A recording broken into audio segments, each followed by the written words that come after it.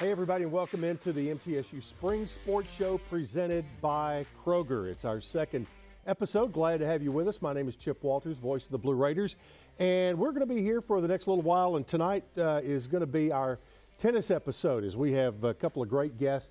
Coach Teo Bailey Duval and Coach Jimmy Borendame will be here to talk about the Lady Raider and Blue Raider tennis programs. So as we get into that, let's take a look at the schedule of what's going to be coming up. Last week we had soccer, track, and volleyball in here, and that was a lot of fun with everybody. This week, men's and women's tennis.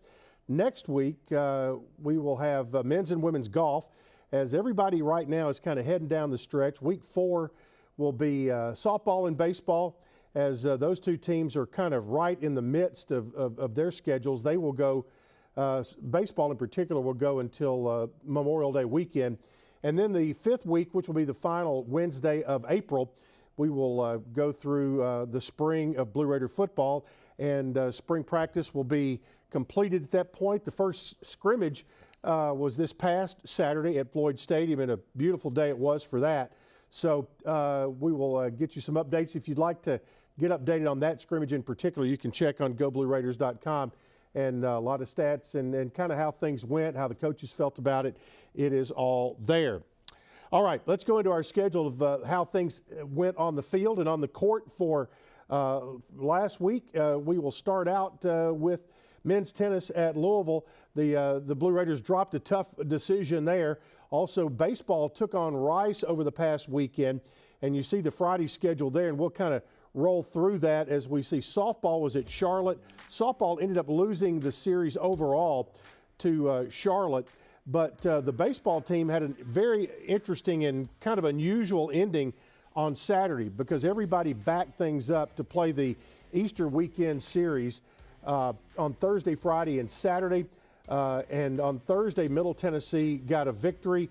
They split the games on Friday, which was a doubleheader. And then on Sunday, the game started at 1 o'clock, and knowing beforehand that Rice had to fly back out, there was a 5:30 curfew on the baseball game.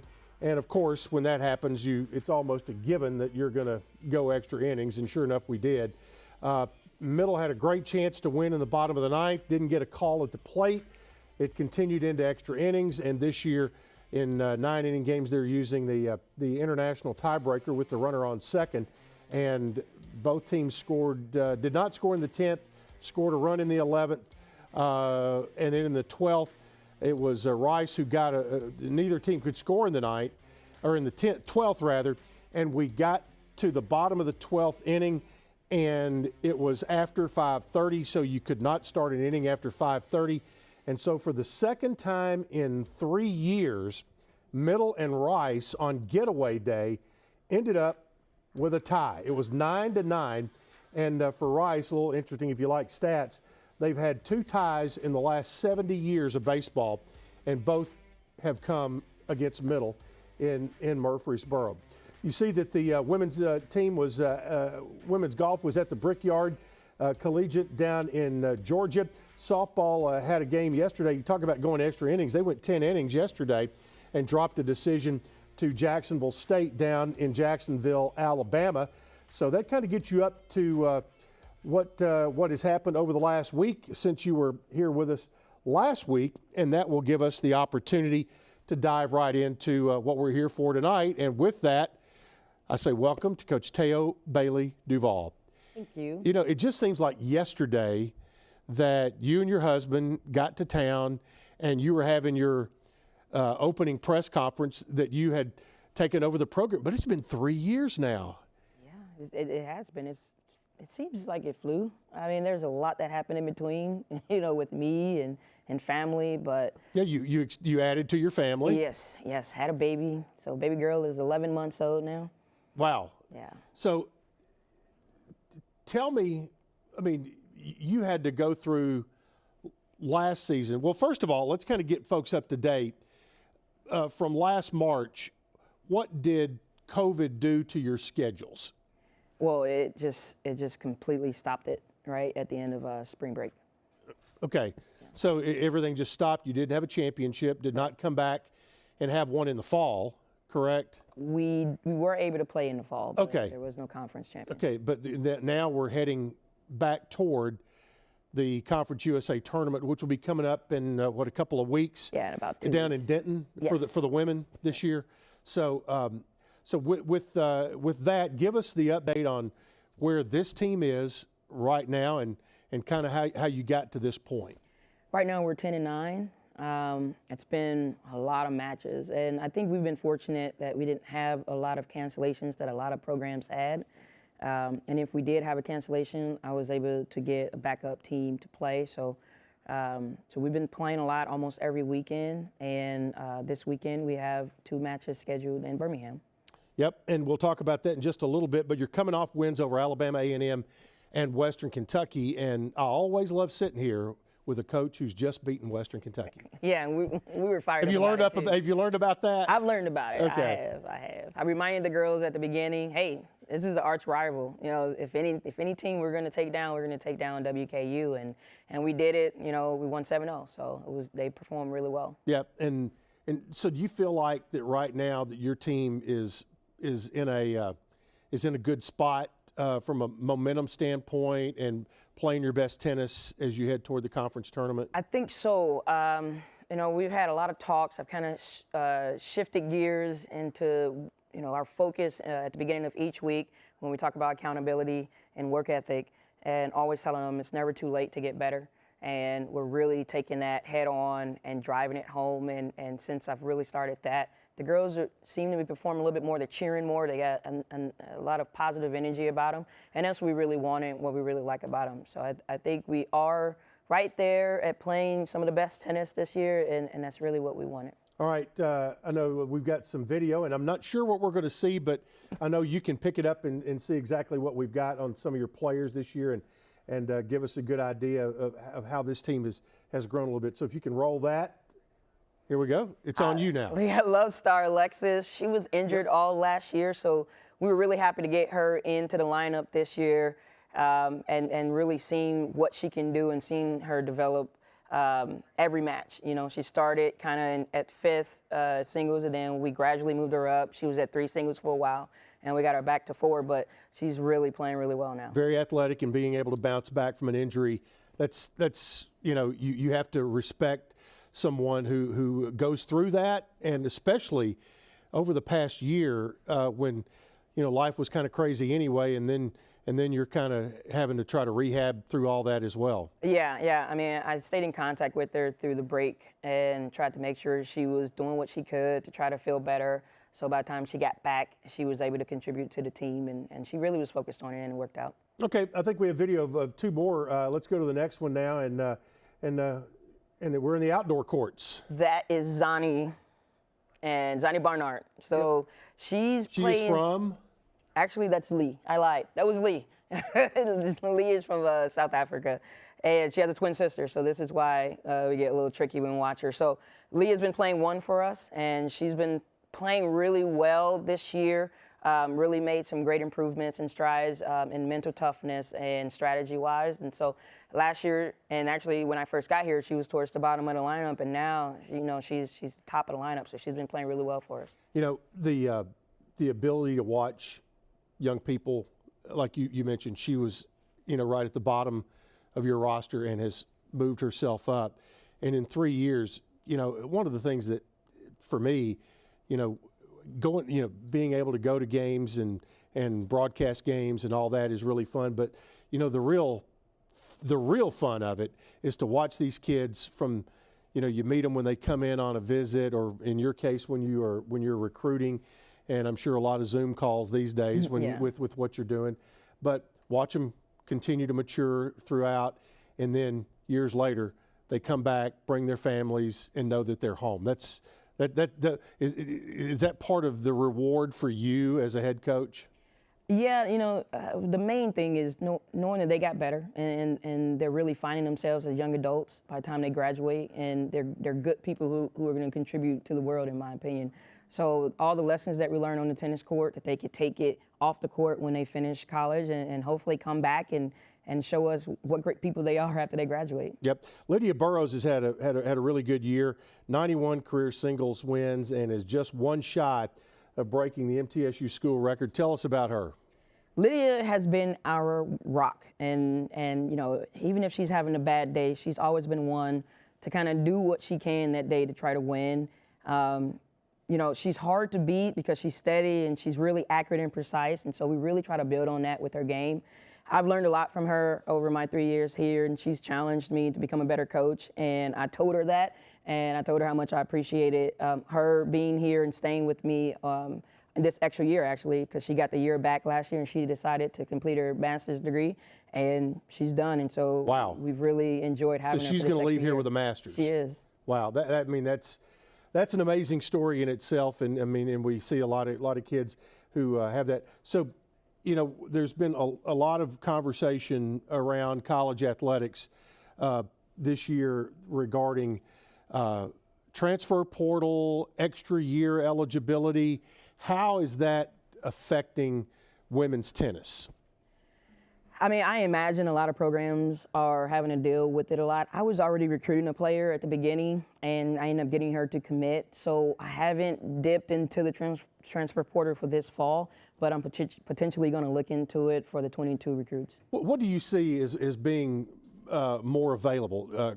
Grad transfers who have maybe played out the string somewhere and want to go just have a change of scenery, or is it maybe a kid who went somewhere, did not get the playing time or the expectation that they thought was going to happen, and want to seek out something new there? I think there's still going to be a bit of a balance with that, mainly because some coaches already recruited like I had, and their students have that extra year and they may want to play, but they can't because the coach have already committed to other players, and then that player's going to have to move on and probably get their graduate degree somewhere else. But as a coach, I'm getting emails left and right from players in both situations. Yeah. So I'm not really sure which one's going to be more popular. Yep. All right, Teo Bailey Duval is our guest here in the first part of the MTSU Spring Sports Show. We'll take a timeout. We want to talk about what's coming up ahead and kind of let her handicap the field for the upcoming Conference USA Championships, and also kind of get a little bit on the personal side of her and her family. You heard her talk about it just a little bit, but it's been an interesting year, as she mentioned, for her and her family. We'll do all that and more. It's the MTSU Spring Sports Show presented by Kroger.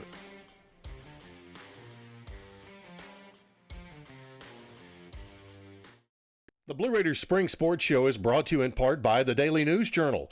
Read all about Blue Raiders sports in the D&J, Rutherford County's first source for news, sports, and much more. By Lewis Bakeries, bakers of Bunny, Sunbeam, and Healthy Life breads.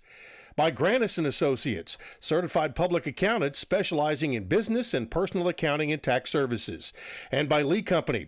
For your heating, air conditioning, plumbing, and electrical, Lee Company is the team to call. The Spring Sports Show is brought to you in part by Tri-Green Equipment, your John Deere dealer for Middle Tennessee and North Alabama. By InterSource. If it's entertainment, it's InterSource. By MTSU, named one of the best in the U.S. by the Princeton Review for a second year in a row. Become True Blue. By R.J. Young, your go-to company for technology solutions that power your business.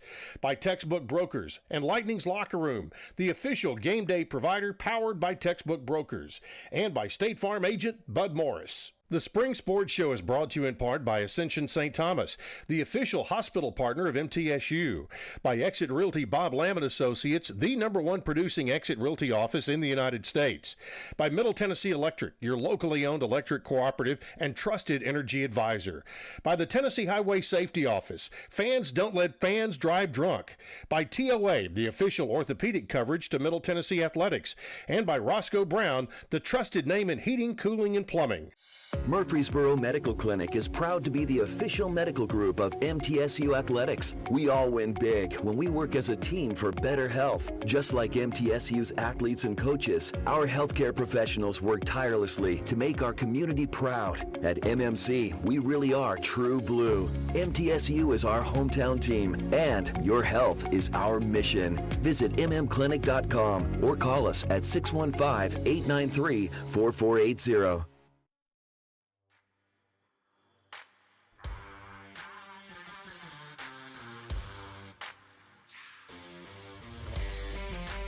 Welcome back into our Spring Sports Show presented by Kroger. Chip Walters here. Glad to have you with us on this Wednesday night. And tell your friends, we've got 3 more episodes after this. And also tonight, of course, we're live on Facebook and on Twitter. True Blue TV, if you have a Roku TV, you'll be able to catch that on the True Blue TV channel, as well as any replays on social media. Teo Bailey Duval is our guest here in the first portion of our show, and she is the women's tennis coach in her 3rd year. And I kind of want to turn the clock back a little bit, Teo, and mention that I remember your press conference when you got here. What were your expectations? Because you had been a Midwest girl all your life and came to the sunny South here in Murfreesboro in Middle Tennessee. What were your expectations of what you were getting as a program and as a roster, and what were your goals at that point, and how do you feel you've reached those?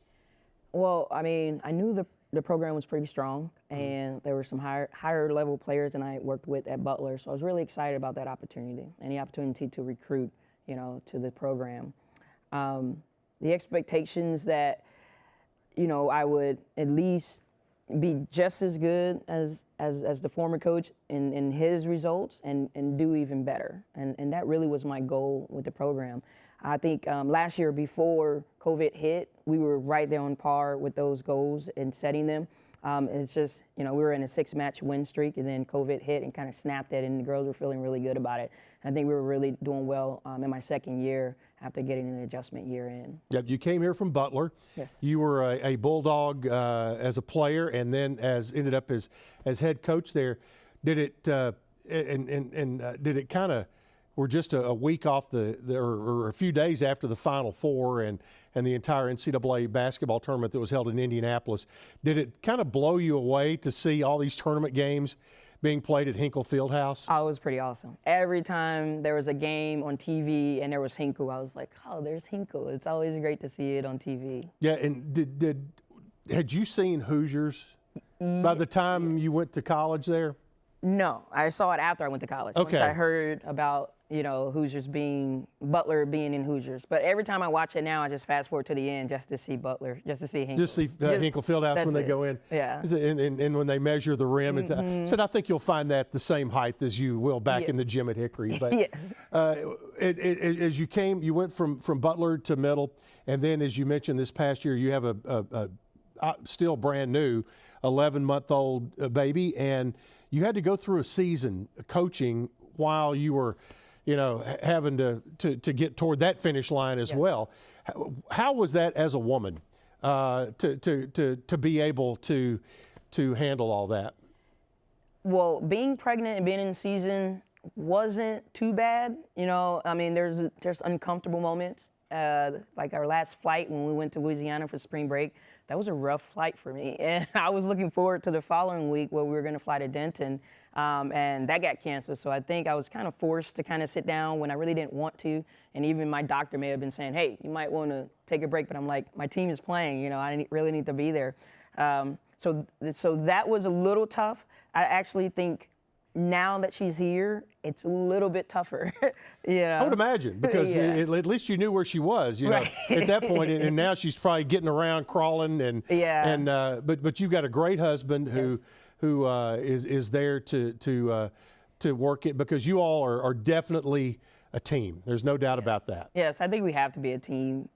Especially as a Division I college coach, there's a lot of variables. Things change. I travel a lot. And he's been very understanding. He doesn't complain, when I'm gone, and he's up with the baby some nights late. She goes to sleep at 4 a.m. and then he's struggling, but he's holding it down, and he's been a great stay-at-home dad. Yep. Now, as your recruiting never ends for any of the coaches in any sports. In women's tennis, with the number of international players that you have, has it changed much, or were you always relying on networking across, or were you actually doing much travel abroad to recruit, or has that been more of a networking type thing? The summer before COVID, I did travel to Germany. Mm-hmm. I ended up recruiting. I have 2 players on the team now. And it was my goal to do a little bit more international travel the following summer, or if I had the chance after the baby. So there's just a balance of both. Yep. All right. As we head down the stretch of the 2021 season, you've got two matches this weekend. You'll play at Samford, which is in Birmingham, Friday at 9 a.m., and then you'll play Saturday at noon at UAB for the final two regular season matches. You kind of give us your thoughts on those matches, strengths and weaknesses of your opponents. They'll both be solid, and I think that's what we expect. Samford, I'm not too familiar with them. I've reviewed their record and their mutual opponents. I think it's going to be competitive at the top of the lineup, which is really expected.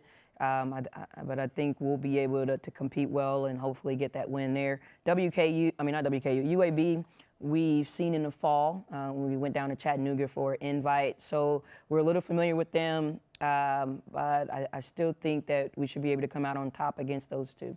All right. Now, before we get into our quiz of the night for you, the next big thing after this weekend is going to be the conference tournament down in Denton, Texas. In your opinion, who are the teams to beat, and what does your team have to do to make some real noise down there? Teams to beat. So we have top-ranked teams: Rice, ODU, Chattanooga. We have played Chattanooga. Chattanooga plays. Not Chattanooga. I'm sorry. Okay. But we do have some of that in other sports where Charlotte, where other schools, yes, from other leagues will play. Yeah. Like there's some men's soccer teams, I think. That cross conference. Yeah. Okay, so I just want to make sure. Yeah, Charlotte. And so, got the CHA there. Yeah, but we have played Charlotte, and then we know they're a pretty solid team, so we can compete well against them. I think those three teams are the ones to look out for. What my girls need to do really is just continue to take everything we worked on over the semester and use everything when needed. We give them so many tools, and we need them to go in that toolbox at the right time and use what's needed at that time for each player, for each match. Okay, and that'll be, do they play that on the North Texas campus, or is there another site? I believe it's on North Texas. Okay, all right. Okay, it is time now for Guess That Player, and we're going to have a little fun with this with Coach Duval. And this will be, I think there will be some social media posts, and so let's dive right into them. First of all, who said this? Running man, catch me if you can. Do you have any ideas who that is on your roster? Sophie. Sophie, you didn't say that very loud. Lily Sophie Schmidt. Who we got? It is. Oh, it was either. Love Star. Love Star Alexis. Okay. Gotcha. Next up, I'll tell you, we tricked some coaches last week, so they do a good job in the back. We shouldn't be afraid of being different. We shouldn't be afraid of being the same. That sounds like one of your leaders right there. We should be afraid of being the same. Gosh. Lydia? Let's see. No, Lee. I'm going to probably fail all of these. Yeah. That's fine. Okay. Number three. A cousin today keeps the boredom away. There's got to be a tell in that one somewhere. Who has a cousin close by? Did somebody come visit? No. Noelle? Noelle, let's see. No, Johnny. I don't know anything about their cousins. And the mercy rule is taking effect here. We're going to have one more for Teo, and here it is. Life is what happens to you while you're busy making other plans. Now, I'm going to question if they actually made that up, because that's pretty good. That's a good one. That's a good one. That's a good one. I am not quite sure. And you know that they're all watching tonight. They might be. Zani? Gosh, Lily said that one. No. That sounded pretty deep to me. That did, and sometimes she's deep, so it works out. All right, again, this weekend you head down to the middle of Alabama to take on Samford and UAB, and then on to the Lone Star State of Texas to play in the Conference USA Championships. Teo, congratulations on finishing up year number 3 as head coach of the Lady Raiders, and we'll look forward to seeing you and want to wish you guys all the very best of luck. Thank you very much. All right.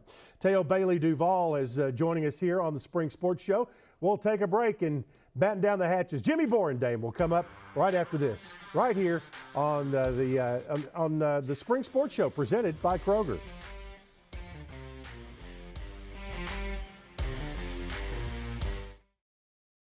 The Blue Raiders Spring Sports Show is brought to you in part by the Daily News Journal. Read all about Blue Raiders sports in the D&J, Rutherford County's first source for news, sports, and much more. By Lewis Bakeries, bakers of Bunny, Sunbeam, and Healthy Life breads. By Grannis & Associates, certified public accountants specializing in business and personal accounting and tax services. And by Lee Company. For your heating, air conditioning, plumbing, and electrical, Lee Company is the team to call. The Spring Sports Show is brought to you in part by Tri-Green Equipment, your John Deere dealer for Middle Tennessee and North Alabama. By InterSource. If it's entertainment, it's InterSource. By MTSU, named one of the best in the U.S. by the Princeton Review for a second year in a row. Become True Blue. By R.J. Young, your go-to company for technology solutions that power your business. By Textbook Brokers and Lightning's Locker Room, the official game day provider powered by Textbook Brokers. And by State Farm agent Bud Morris. The Spring Sports Show is brought to you in part by Ascension St. Thomas, the official hospital partner of MTSU. By Exit Realty Bob Lamb & Associates, the #1 producing Exit Realty office in the United States. By Middle Tennessee Electric, your locally owned electric cooperative and trusted energy advisor. By the Tennessee Highway Safety Office, fans don't let fans drive drunk. By TOA, the official orthopedic coverage to Middle Tennessee Athletics. And by Roscoe Brown, the trusted name in heating, cooling, and plumbing.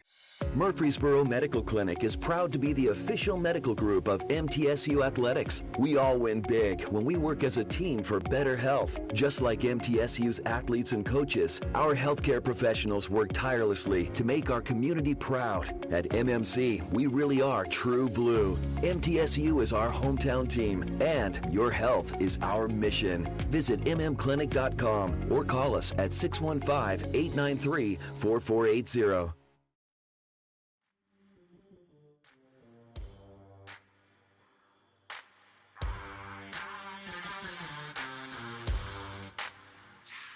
It's another Wednesday night. Glad you're with us here on the campus of MTSU for the Spring Sports Show presented by Kroger. Chip Walters here with you, and glad to bring in Coach Jimmy Borendame, the men's tennis coach here at Middle Tennessee. And Jimmy, it is always good to see you. I run into you all over town. I run into you on campus. You're just a guy on the move. Yeah, you said it. Yeah, good to see you again, as always, having me on the show. Well, you know, I talked to Teo about how, you know, her 3 years have gone fast since she's been here. I was looking at notes for tonight and it said 11th season. That does not even sound even close to right. Yeah, no, it's been a whirlwind. Yes, sir. Yes, sir. It's gone by really quick. I remember meeting you the first time in the BRAA when I was fresh on campus and didn't have any MTSU gear and everything. So and now you got it everywhere. So. And I'll there'll be a lot of things I'll ask you similar to Teo, but talk a little bit about, can you give us, are you able to step back and look at the 50,000-foot view of where the program was then, where is it today, where do you want it to go? Because you had very high expectations of yourself and your team the day you walked in the door. Yeah. You know, sometimes I go back and scroll through some pictures, and actually I showed my team the other day, my first year when I renovated the locker room all by myself, and they're in disbelief. You know, I think it's been renovated twice since then, and just, you know, the fact that we didn't have an indoor center, and every once in a while I'll drop it when we're going to the airport. I'll stop by Nashville Village and show them, you know, this is where we used to play. So I try to do that often. I think it gives you great perspective, but you know, at the same time, like you said, I'm just keep pushing. Yeah, perspective and appreciation, and for your new players, for them to appreciate what they have now, because it wasn't always that way, and there have been some really big shoulders that you and everybody who is in the program now have leaned on to get to this point, going all the way back to Buck Bolden or even farther maybe. Oh, yeah, I mean, yeah, you mentioned Coach Buck. I mean, Dale Short, Dick LaLance, David McNamara. I mean, the line of coaches that have been part of building this program have been instrumental. Yep, and the great thing is that you have built an atmosphere and a climate that not only have you welcomed all of them back, you wholeheartedly encourage them to continue to be a very active part of your program. Well, yeah, I mean that's part of it. I mean, tennis program, you know, we don't sell tickets. You know, we can't make it to a bowl game and those types of things. And so my number one job has always been to encourage the community, build support, alumni relationships, support, not, you know, from fans to excitement about the program, bringing new people into tennis. I've just always kind of found that as a main priority for them. Yep, and it's something that comes very natural to you. I don't know Or if I'd it, say do, that, it seems but, it's, and that's a credit to you if it doesn't, because it sure seems like it does. You know, I have this thing where, you know, hey, I've got the goals, and I'm a list guy. I like to get stuff done. And so check off the boxes, and if you want to have people at the matches, you got to do X, Y, and Z, and you know, you want to build a tennis center, you got to do X, Y, and Z, and I'll put on different hats when I need to. But deep at heart, I'm an introvert that likes to spend a lot of time with my family. Yep, and a wonderful family it is. We talked to Teo about her growing family and your family. We've watched them. My boy Rocco, I've watched him grow up and since he was born here. Yeah. I actually was bringing them around campus. One of them's playing volleyball. One of them's going to watch baseball practice. They're all about MTSU, and they're rocking the MT gear just as much as I am. And Yep. Big Blue Raiders. Let's talk a little bit about, and because this is our only chance to talk to you on this show, and you guys, I know you're going to have recruits and alums looking at this. As it goes out on social media, it's just one click away to being able to take a look at it. You talked about a lot of hard work that was put in, that before you and once you got here, you picked up and continued with the hard work, and then you had something major happen, and that is the university and the city got together and for a common goal. With great support from the Adams family, and the Adams Tennis Complex has become a reality. How many years now? Is this the fourth year, third, fourth? It opened July 1, 2015. God. So it'll be coming up on a 6-year anniversary on July 1. But it has been a total game changer for both of our programs.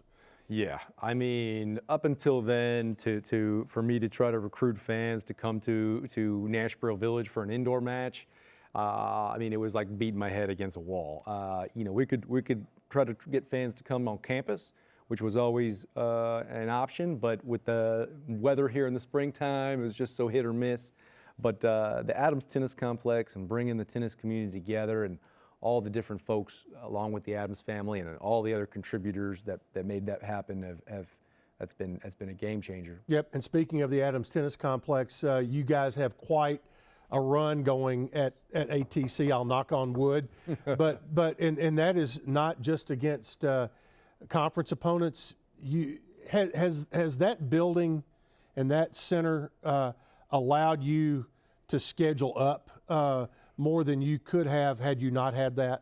Yeah, you know, I think you were starting to hint at this home win streak that I keep hearing about, but I try not to talk about that because that's why I did. That's why I was knocking on wood. But things have gone well out there for a while. Yes, we've you know, but it goes back to that Adams Tennis Complex. We've created this sense of community with the team. We've got a following at the matches. In 2020. We averaged, our attendance went up from 143 to 148, which is, that doesn't sound like, but in our league, we lead the attendance easily. But we've been able to make some wins happen in a row, and I'm now worried about the flip side of that is, you know, we've been winning. Now I'm concerned that some of the strong teams don't want to come to Murfreesboro because we have that win streak. Well, that's a good problem to have. If they're dodging you, that's a good problem. This year, 13-6 on the season. That includes wins against Iowa, Vanderbilt twice, Notre Dame, DePaul, and number 29, South Florida. And you know, new rankings came out today. You're currently number 44 in the computer rankings and number 42 in the national polls. And so kind of tell me what that when you hear that, what does that mean to you? Yeah, I don't really pay attention to the win-loss record. I don't talk about rankings. Right now on my mind is the loss to Louisville last Thursday that you opened the show with. So my mind stays on today and what we can do today. So I'm just trying to get ready for Memphis on Sunday, which is a big one. So the rankings and all those things, that they kind of just happen, and I don't talk about them. I don't focus about them, and I try not to. I hope the players don't as well. Yeah, but when it comes down to getting, bids into the tournament, into the NCAA tournament, all that stuff gets taken into account. And I would say that, probably tennis and golf have more. Everybody is individually ranked, somewhere, whether in ITA or whatever it might be. I mean, I don't hear a lot about, the College Baseball Writers Association ranks Jake Hagenow as the number 22 catcher in the country. But it is an interesting dynamic, I think, in tennis and golf in particular, and track, because it is an individual sport, but it's also a team sport. And you seem to really coach it as a team sport. And there's got to be some football coaching in your background somewhere because you coach it that way, and it's really fun to watch.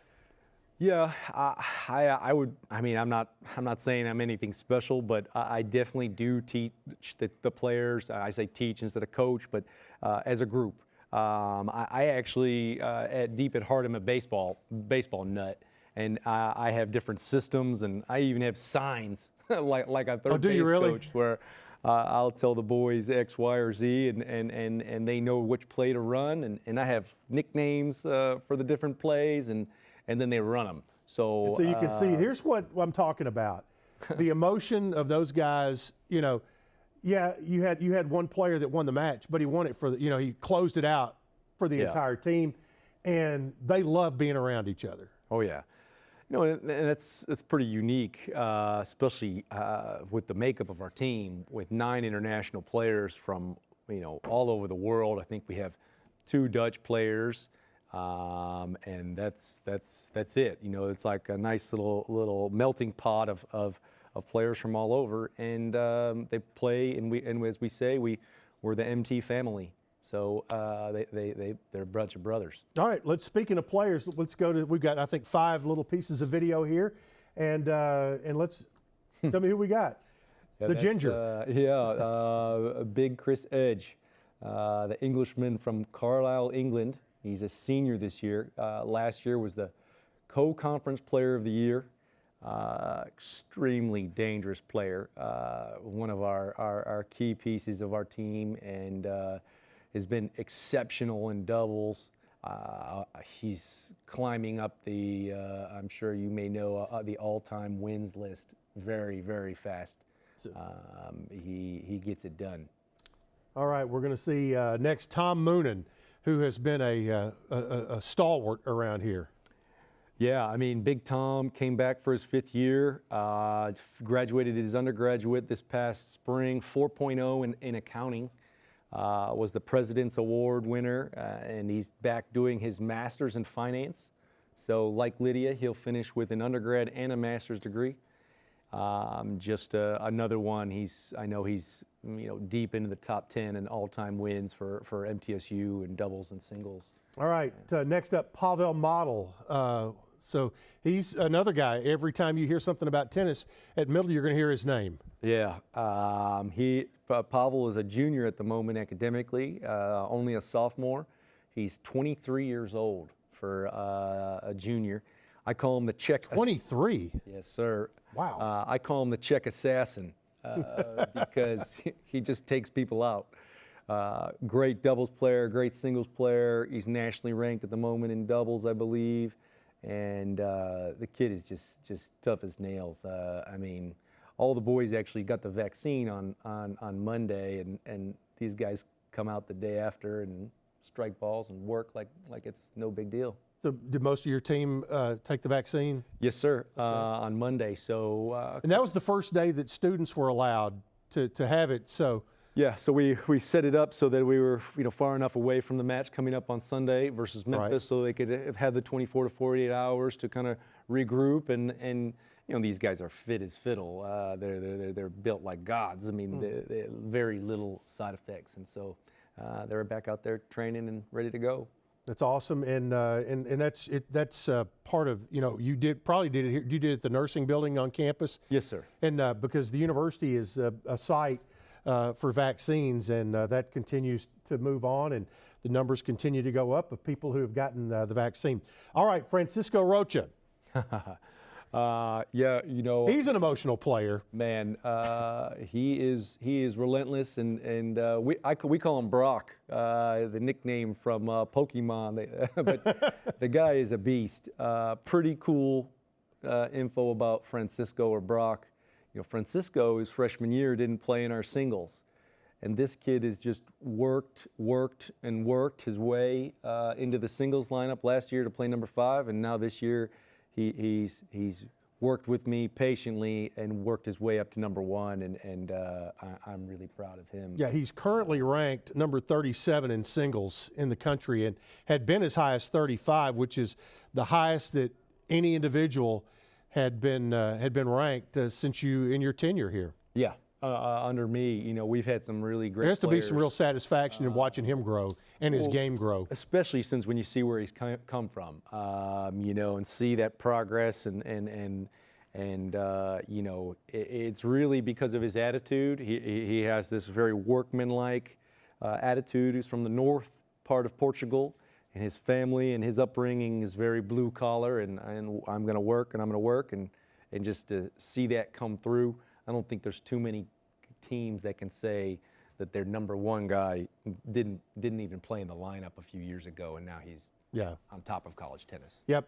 The last, but certainly not least, is Mr. Slump, and he is in no slump whatsoever. Yeah, Stein, another one of my other Dutch gentlemen, and extremely talented, just like all the other boys, phenomenal in the classroom, and he's really kind of taken a big step this year in his consistency overall. He's always been very talented, but he's kind of found a way to give me a consistent level throughout the whole year. Now, he is a doubles partner with Pavel, and they're currently ranked number 77 in the country. Is it a different set of skills to play doubles, to be a good doubles player as opposed to being a good singles player? 100%. I mean, and then the type of doubles that we play under my system, it's very structured. I micromanage the various plays and what we're going to do, and Stein's another very big success story in my mind. Is his freshman year he didn't play in our doubles. He had trouble learning the system and getting involved in it, and now he's one of the best in the country. So it's pretty cool to see that type of development in the program. Well, good deal. Jimmy Borndame, men's tennis coach, is our guest here on the Spring Sports Show. We'll take a timeout, and we'll have more with the head coach of the Blue Raider men's tennis program right after this.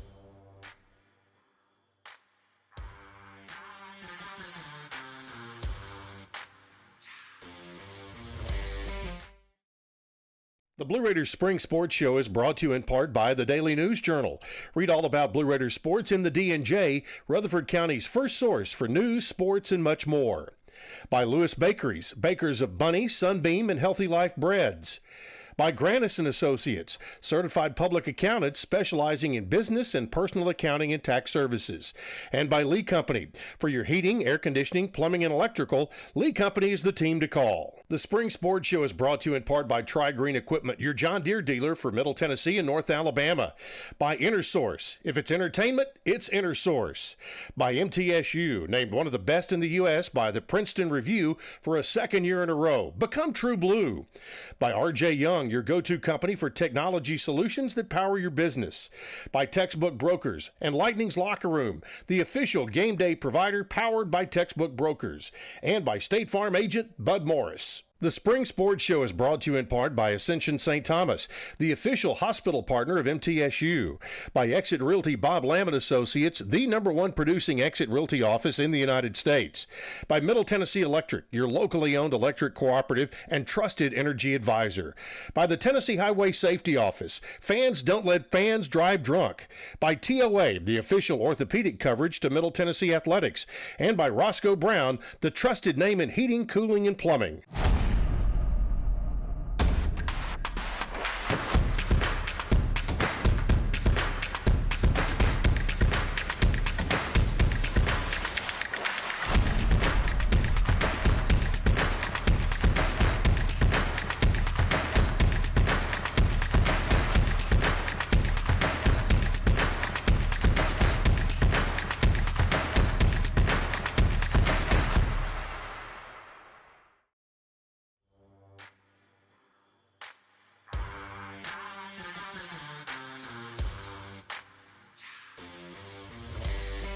Welcome back into our Spring Sports Show presented by Kroger. I'm Chip Walters. Glad to have you with us here on this Wednesday night. And week number 2 out of 5 for our Spring Sports as we put them on stage. And tonight is our tennis night. Teo Bailey Duval was with us earlier, and now Jimmy Borendame, the men's coach, is with us. And Jimmy, we're going to kind of dive right in here, put you on the spot. Then we'll kind of jump back and talk about the finish of the season. But it's time to play Guess That Player. So you saw the success that Teo had. So now we're going to see how well, in the first 2 of these are going to be social media posts, and then we'll jump into some career stats and see if you know who might be it ought to be, at that point we could change the name of it to who's the record holder. But anyway, our first social media post in Guess That Player is get comfortable being uncomfortable. That sounds like something you would say. Yeah, I'm if I'm wrong on this one, that was Francisco Rocha. So let's see. Oh. All right. Well, that's from that documentary, the Playbook on Netflix. Oh, is it? Okay. And Yeah. and I was watching also an interview from early in the season with Mick Cronin, the UCLA coach, and he talked about that this was in December, and he was saying, he goes, this team is not going to win until we do the things, until we are humble enough to do the uncomfortable things that will help you win. Yeah. And so that's all part of it. Very similar, yeah. I mean, the other one from that playbook is growth occurs when we make ourselves uncomfortable as well. So Yeah. Coach's quotes. Yep, exactly. All right, next up on Guess That Player, there's a warrior in each of us. I'm going to stick with Francisco Rocha, guys. I don't know. It sounds like something he would say. Oh, all right. Pavel, all right. Okay, so Not good. We got a streak going here. All right, now we got 3 more statistical questions. Which player made the 2019 Conference USA All-Academic Team? Oof, that had to be a current player. Current player. That's that. I mean, well, Tom Moonen has to be Tom.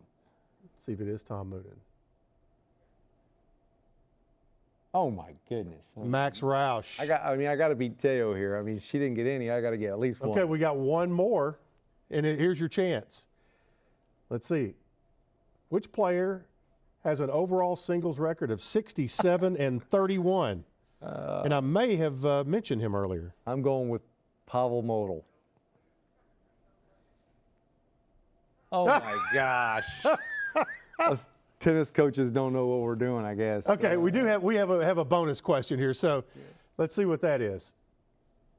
Which player was named the 2019 Conference USA Freshman of the Year? Okay, I got that one. I mean, that was Stein Slump. All right, so.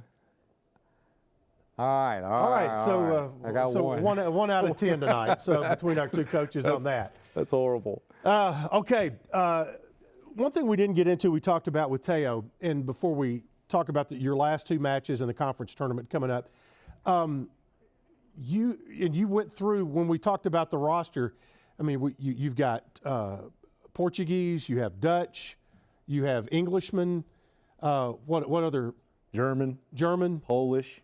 How many languages do you speak yourself. Well, I know all the bad words, but no. So how does that work? I mean, do you have Bad words? No, I know how those work. So how does it work from a recruiting standpoint? And I know tennis is a networking type thing. Yeah, no, I mean, it's networking and all the international travel. I mean, last year before the pandemic, I went overseas 3 times before March. So in July and then twice in October and another time in November. And so I'm out and about. I've had great assistant coaches that are also international, and they're out and about. But the networking, I mean, you alluded to it earlier. I mean, I'm an old dog now, 11th year here at Middle. Plus, we've been really lucky. MTSU tennis players, there's such a strong network, and the coaches, the former coaches, and the former players that are reaching out. I mean, as I waited and listened to Coach Teo, I got messages from a former player about a couple more players for next year. Yeah, and it's a little bit of everything. And there's you've been able to build on. We talked about helping stand on the shoulders and building on tradition. A lot of those guys have gone on and continued to play, like Fred Niemeyer, and he is still in contact with you all the time.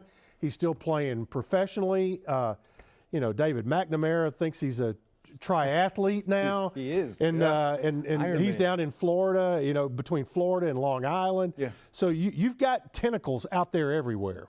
Yeah. I mean, I'm trying to touch those former players often and get them to come back and spend time, and that's part of the development of the program to keep those guys in the loop.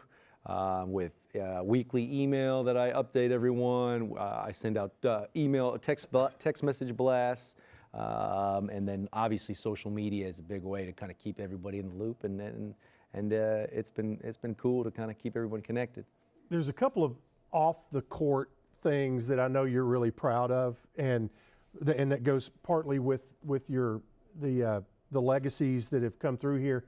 But number one, academic success of your team since you've been here. You've been very proud of that. Talk a little bit about that and how how helpful things are in the student athlete assistance area. Yeah, I mean, I just when I'm recruiting the young men, I mean, we're here to go to school. We're here to play tennis. It's priority 1 and priority 2, and I work closely with Madison Lawrence as well as Mr. Todd Wyant. They do a phenomenal job, but I mean, we take class very serious. I'm checking on them. If I have to do class checks, I will, but I don't really need to. And the guys have just, the bar has just been set so high with great leadership amongst the team as well, that it's almost like part of the culture. Yep. I expect A's, and the guys know midterms come out. If somebody gets a B or C, you're getting a message and a phone call from me. Yep. At the Writers' Choice Awards, men's tennis is a multi-time winner of the Directors' Cup, which is for community service. Yes. That means a lot to you. Yes. Getting people to come to the matches as well as giving back and growing the sport of tennis is part of this major push to develop the program, and so that kind of works hand in hand. I'm trying to always get people to play more tennis and rope more little boys and little girls into the game, and the Athletic Directors Cup, we've been fortunate to win it. This year it's been a little interesting. It's been hard to kind of do some community service, but we still have had a strong fan base, and this year it's been really interesting to have to create a VIP list of who can come to the matches. Yep. Okay, let's talk about what's ahead. You've got a big match with Memphis, and then you get into the conference tournament over at Charlotte. How good can this team be? We've played a couple matches where I thought we've played well. We have not played yet where we're firing on all the cylinders.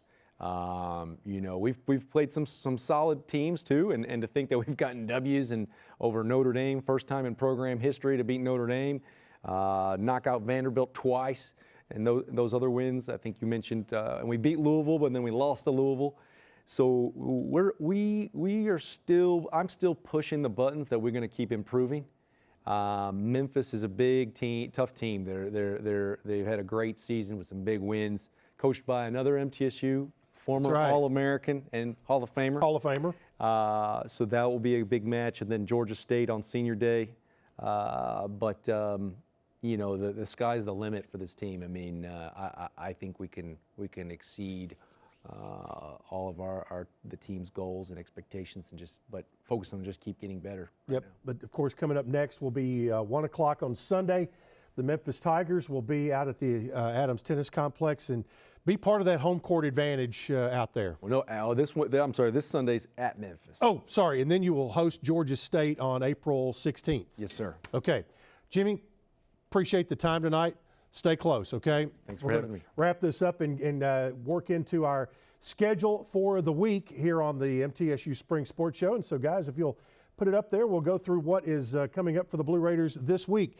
All day tomorrow, the track and field team will be at the Tennessee Relays in Knoxville. That will be on Thursday. Coming up on Friday, April 9th, track and field continues in Knoxville. Women's tennis will be at Sanford. And then softball will open up a series against Marshall here up in Huntington, West Virginia. They'll play a doubleheader on Saturday. You've got baseball opening a series at 6 o'clock that's on Friday, the doubleheader with softball.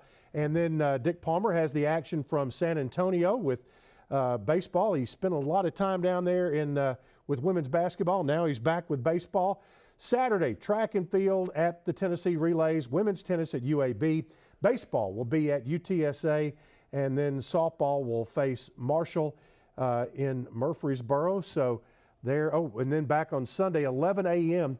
for baseball at UTSA.